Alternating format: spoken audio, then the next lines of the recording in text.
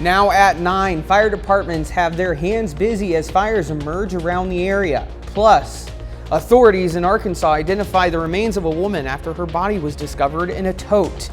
And the annual spring choir concert will have you sing it. The 4 states' most watched news starts now. First responders in Webb City, Missouri evacuated a neighborhood last night because of a fast-moving grass fire. This is KOAM News at 9 on Fox 14. I'm Anthony Saviello. Fire crews responded to the Robin Ridge neighborhood around 11 p.m. as the fire was near Gene Hatfield Drive. Webb City police went door to door to evacuate residents as fire crews battled the blaze. No one was injured. A fence and the siding of one home were damaged. Authorities are investigating the cause of the fire. A fire at a tire shop east of Neosho, Missouri continues to burn after initially sparking.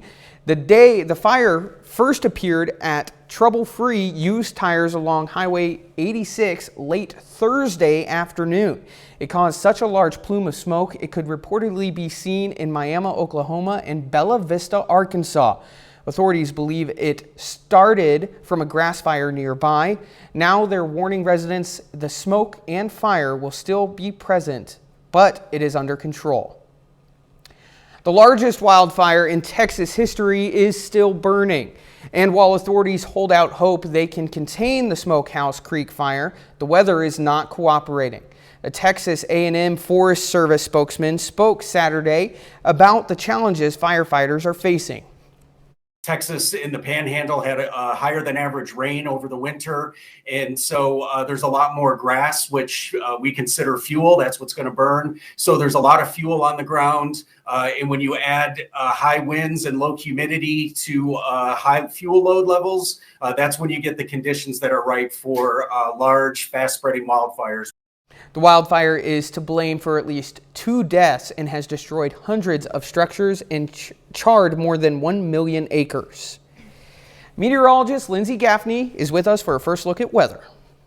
Speaking of fires, what you can expect to see around the area if we're in a fire watch would be low humidity values. So right now we're about 50% and higher, but if you're lower than 30%, which most of this area up here is, if you're lower than 30% humidity, you could see some dry area at the surface. In addition to that, fast winds. So we've had fast winds all weekend long, and in some of our western counties, some low humidity. So that could have been a good cause for a fire to erupt. Now, moving forward, we would see some dry already conditions at the surface. Right now, the drought tracker is pretty dry across the region, but in some areas, a moderate to even severe drought conditions. So those are what you could expect to see if you're looking to possibly track for a fire to occur. Now, we do have some rain moving in all week long, so although we've had some dry conditions the last few days,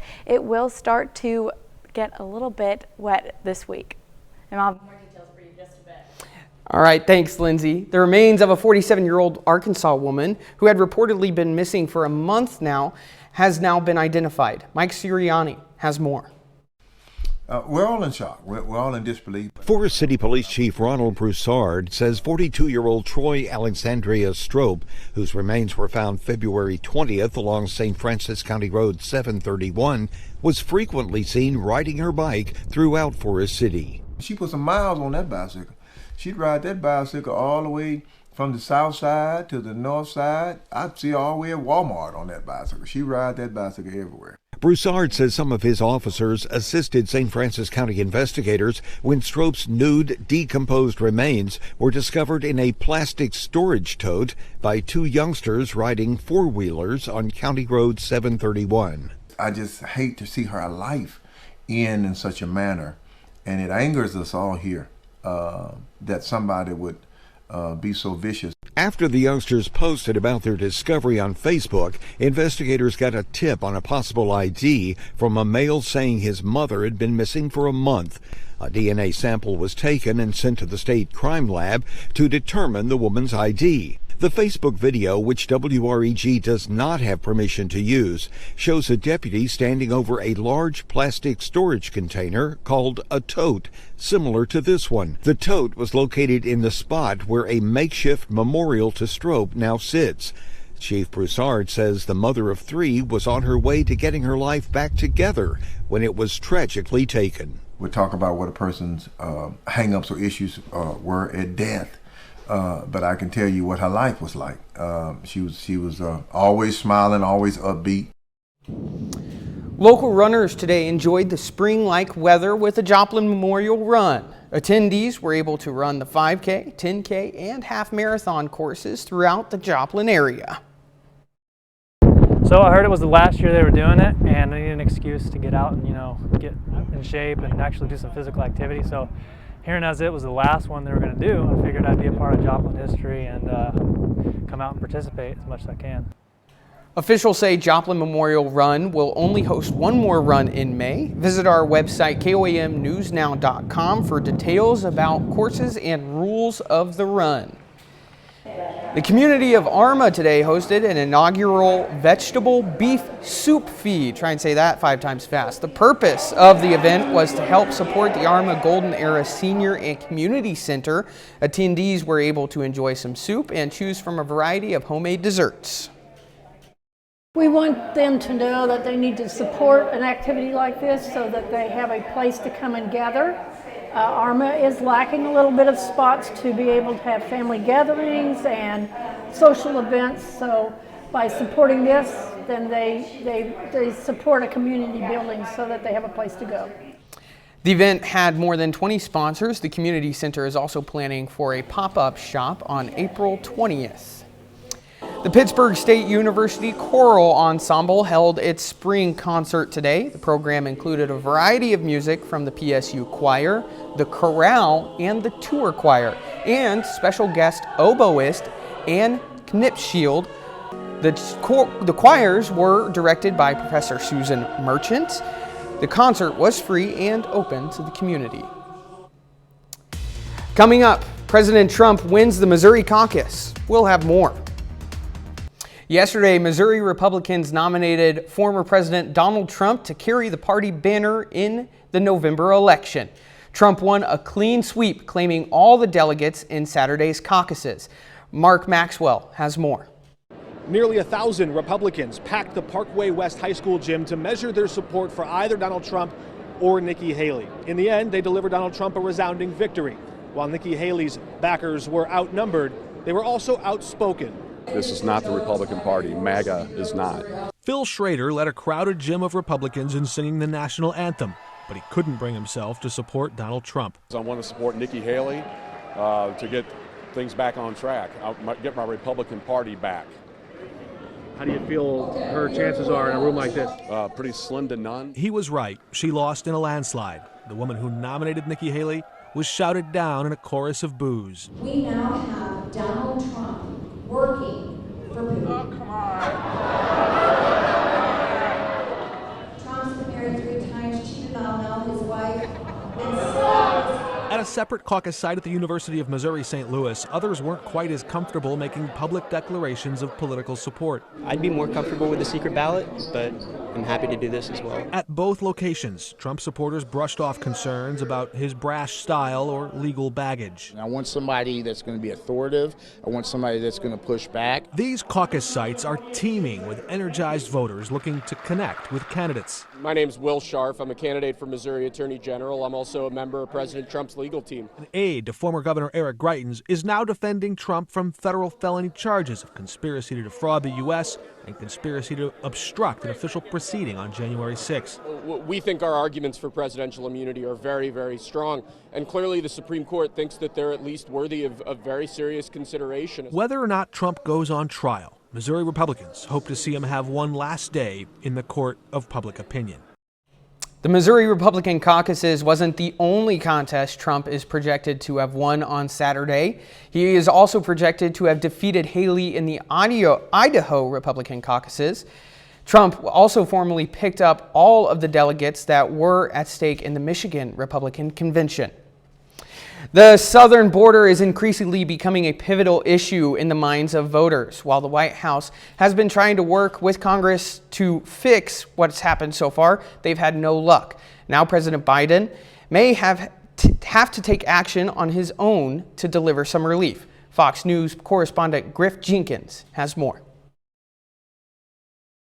With illegal crossings ramping up all along the southern border and no legislative solution in sight, President Biden is facing mounting pressure to take executive action to address the crisis. There are some things he can do right now that can stop the flow of people. There'll be legal challenges, of course, but I think he needs to take some legal action. He's also facing a different kind of pressure from his likely opponent in November, as former President Trump continues to hammer him on the issue on the campaign trail. Biden's conduct on our border is by any definition a conspiracy to overthrow the United States of America. Democrats blame Trump for tanking a bipartisan border bill last month, even though it contained several security measures that Republicans had supported. That bill gave him the power to shut down the border in between the ports of entry. Republicans have made it absolutely crystal clear. They want the border to be a mess. Donald Trump has told them so. The White House is reportedly considering executive action that would restrict migrants' ability to seek asylum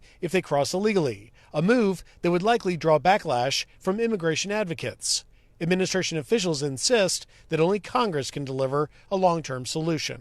We have an obligation to consider all options as we do day in and day out.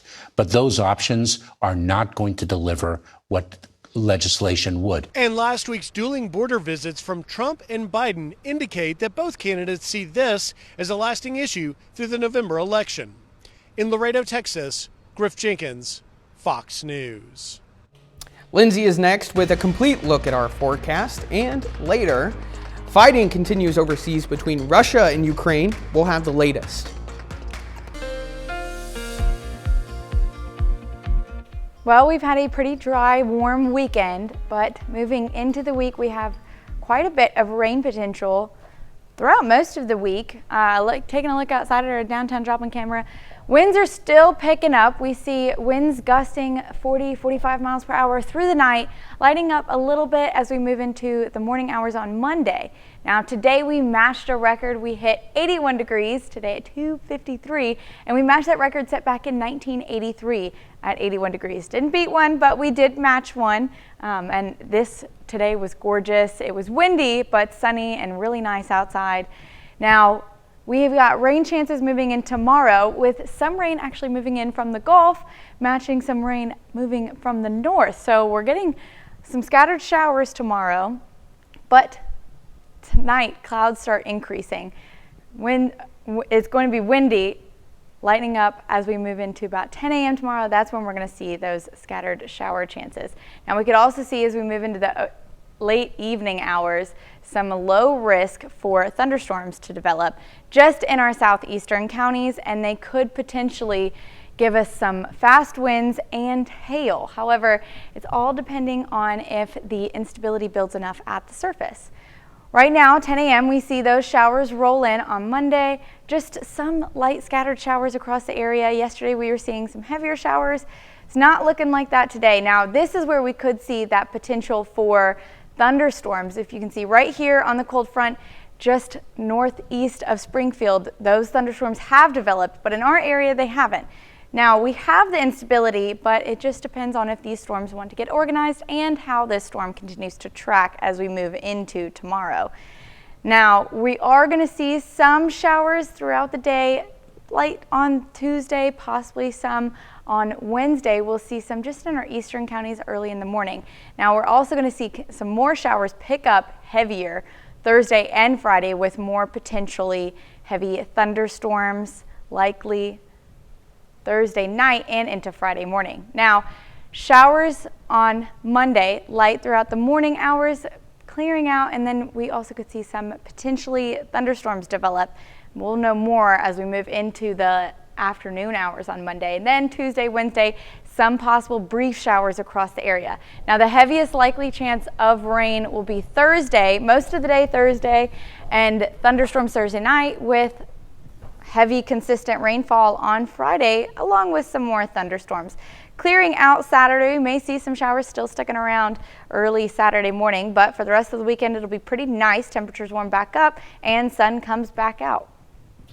Sun wasn't going to last forever. We're due for some rain, it feels like. We need the rain, We need too. the rain for Yes. sure. Absolutely. Thanks, Lindsay. Appreciate it. Coming up, groups are working to bring a ceasefire to the conflict between Israel and Hamas, but is it working? We'll let you know after the break. The military says it eliminated more than 100 militants in Gaza Strip during the series of operations. The latest attacks have left the Palestinians not only angry at Israel, but also furious at the United States, a long-standing Israeli ally. Now, international mediators in Cairo, Egypt, are working to bring about a ceasefire, but Israel is not at the table. Fox News correspondent Trey Yingst has the latest from Tel Aviv. Overnight, Israel says their military launched dozens of airstrikes against positions inside Gaza in a matter of minutes as they look to put new pressure on Hamas amid ongoing ceasefire negotiations. The civilian population in Gaza continues to pay the highest price. Mohammed Abu Anza calls out for survivors under the wreckage of his family home. Overnight, Israel launched a new round of airstrikes against central and southern Gaza, killing both militants and civilians. There are more than 10 people under the rubble, Mohammed explains. People in the southern city of Rafah are bracing for the possibility of an Israeli ground maneuver into the place where more than 1 million Gazans are sheltering. Further north, Palestinians rushed toward an aid truck over the weekend, desperate to grab bags of flour and supplies. They also looked to the skies, where Saturday, the United States dropped 66 pallets of food, consisting of 38,000 meals.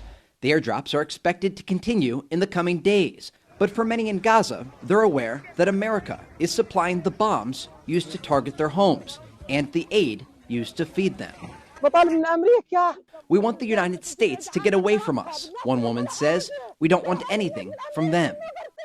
While the framework of a ceasefire deal was reportedly agreed upon, there is concern that this could fall apart at the last minute. Today, a delegation of Hamas arrived in Cairo to continue talks, while the Israelis did not send their team. In Tel Aviv, Trey Yingst, Fox News. Also overseas, Ukrainian soldiers in Bakhmut are feeling the effects of low ammunition while suffering constant attacks from Russia.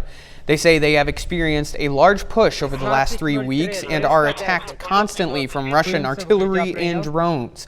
One soldier says they are doing everything they can to protect their land, and Russia can, quote, afford to shoot indiscriminately while we can't afford to fight in the same way. Russian forces have been pushing some Ukrainian defensive positions into submission with overwhelming attacks.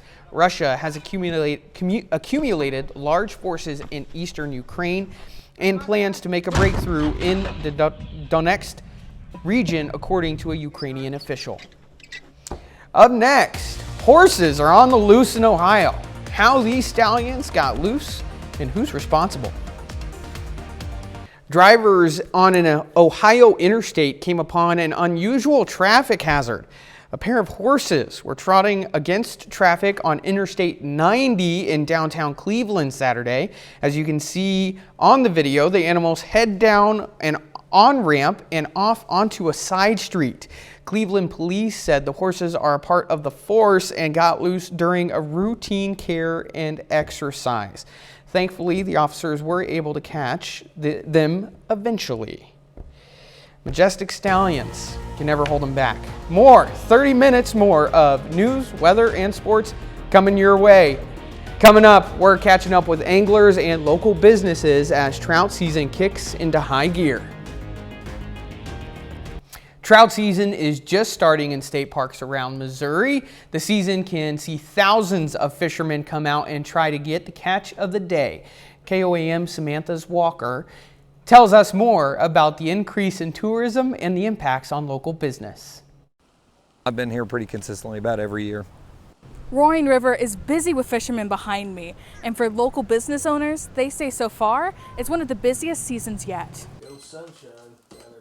Fishermen from all around are finding their way to Roaring River State Park in Cassville for trout season. For Tim Holmesley, fishing is a passion. He has owned Tim's Fly Shop outside of the park for roughly 30 years. Roaring River in general is a big boom for Cassville. I would say half of the places around here pretty much survive on the summer income. Tim says he has more customers every year. But I opened at 8 and there was 4 cars waiting for me.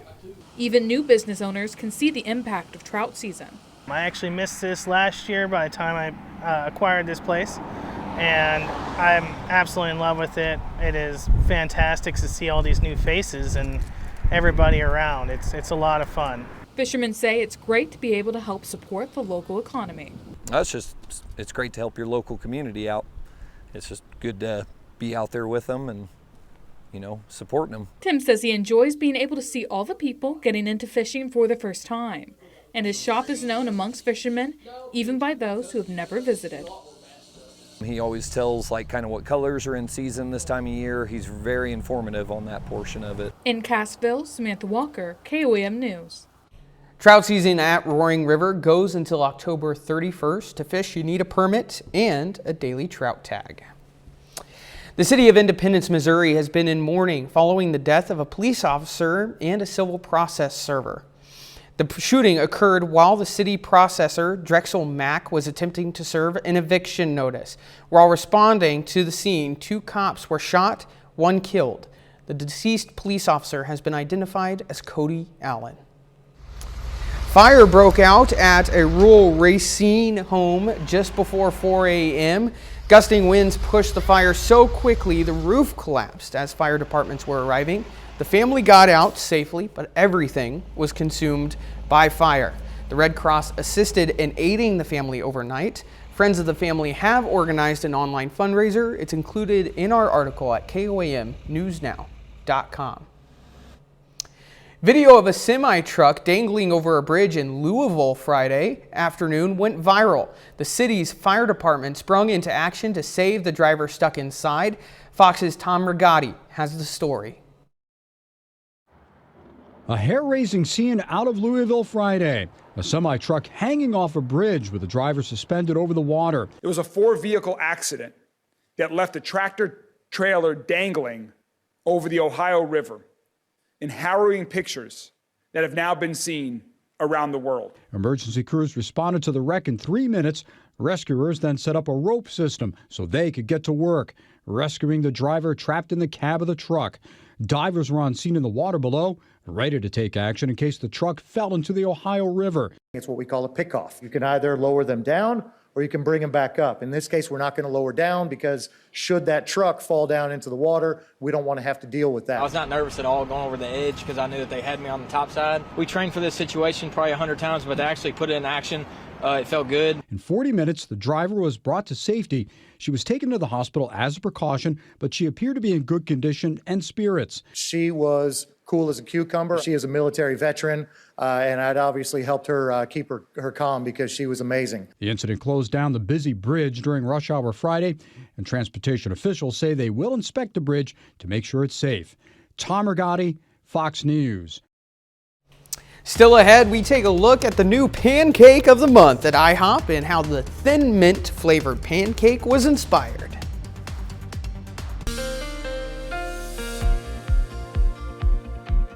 Well, this weekend we've seen pretty warm temperatures and windy skies. Now, moving into this evening, it's still going to be windy and warm.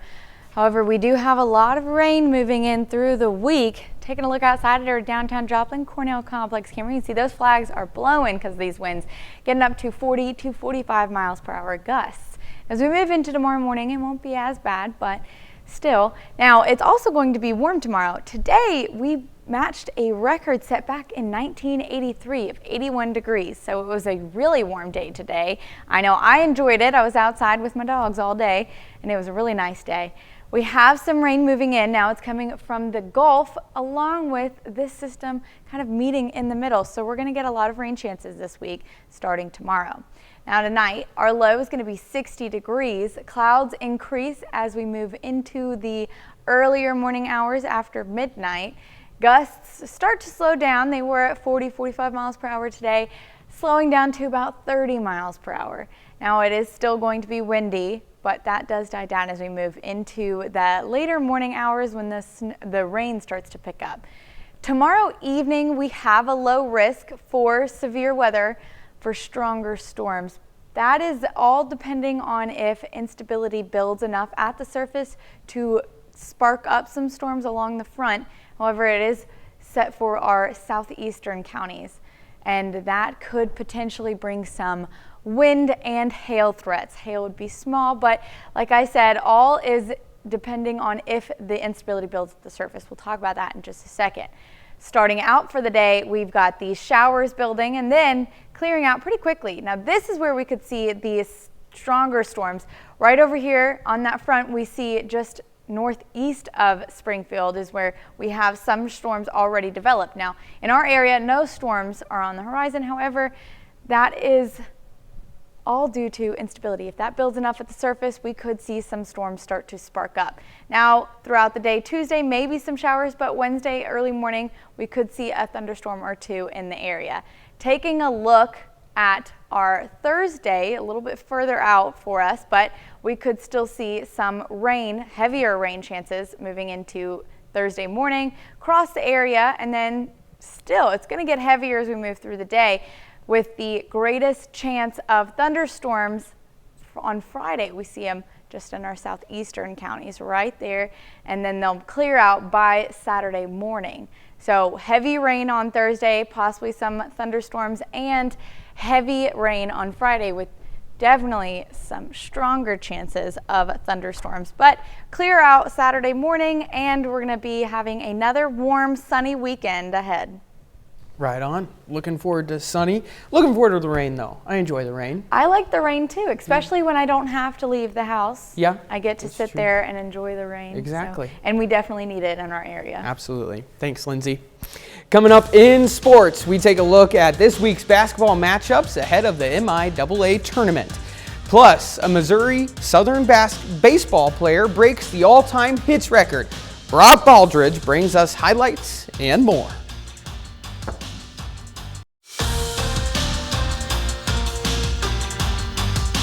Well, it was only 1 year ago that these two women's basketball rivals met in the opening round of the MIAA tournament. Now, 1 year later, same story with the same two teams.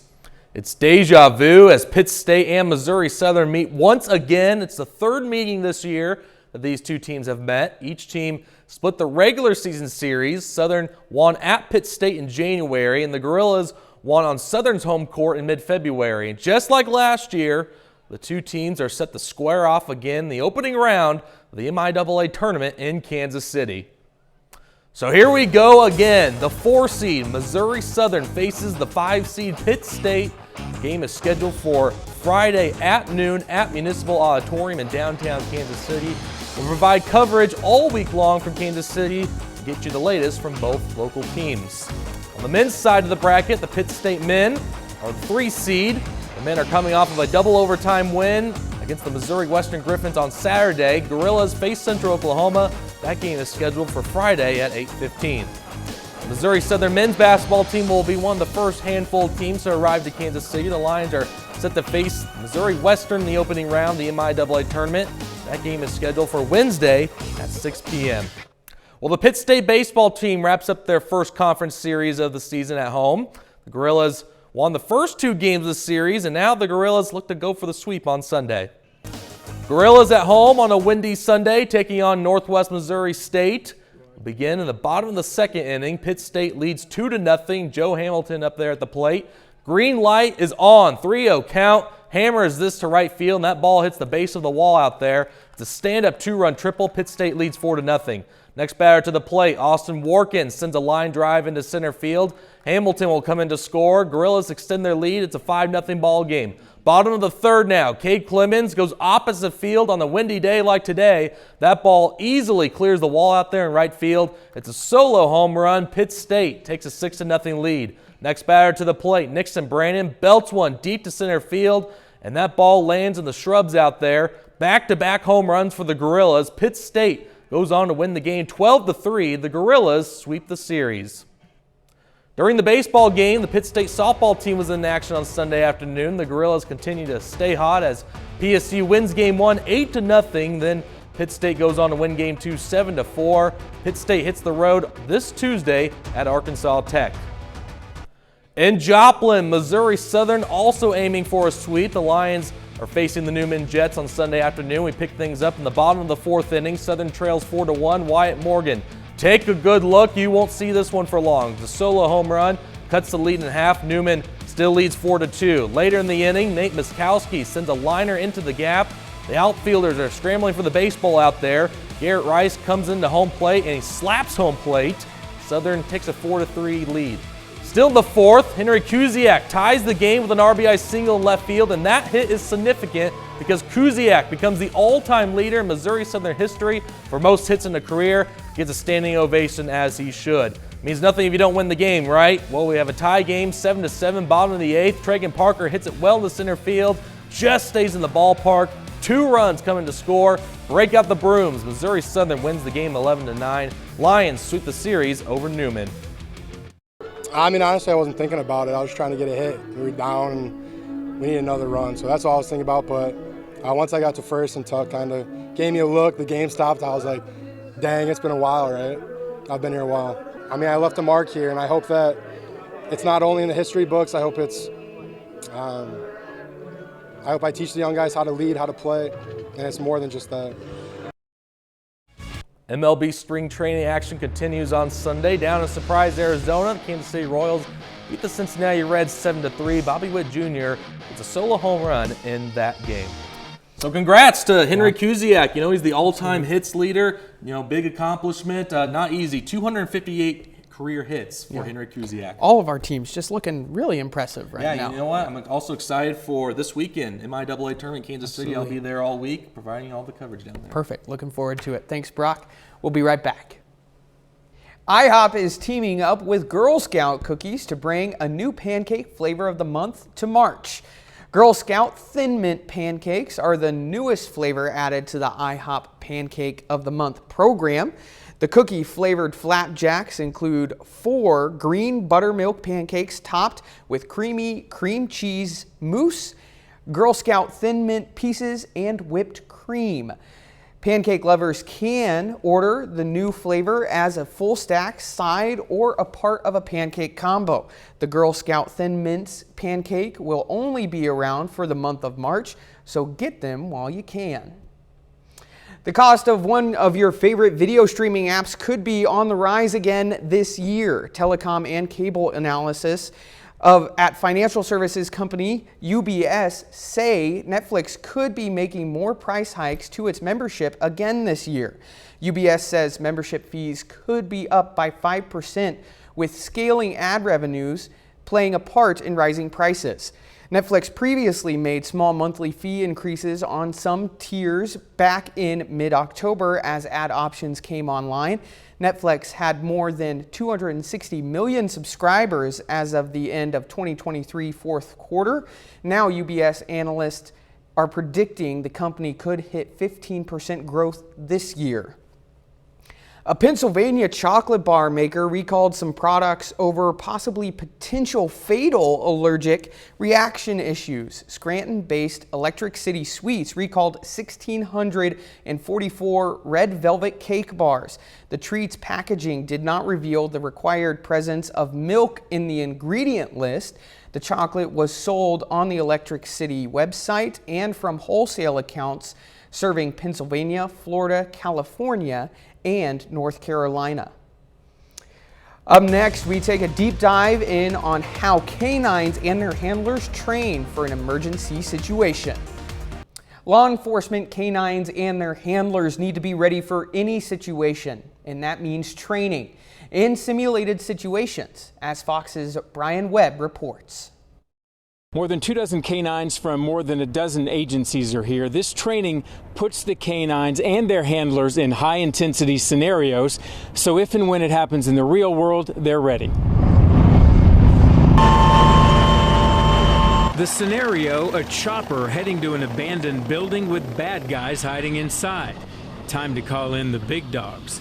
Basically, we're going to simulate the need to deploy a canine team out in front of a suspect or transport them via air to a location to where they can be deployed with a team. Listen, please stop search. He'll find you. He'll bite you. The suspect is warned, the canine unleashed, and the decoy in the bite suit quickly sniffed out and subdued. Try to focus on making sure that we can deploy in any type of scenario, and the first time that scenario is seen is not in the real world. Here's another angle. No fun to be on the business end of that bite. Our technology is still great tools for us. The dogs have proven themselves time and time and again to be irreplaceable. The two-day training also includes buses, overturned cars, SWAT team explosive entries, plus working with drones and robots.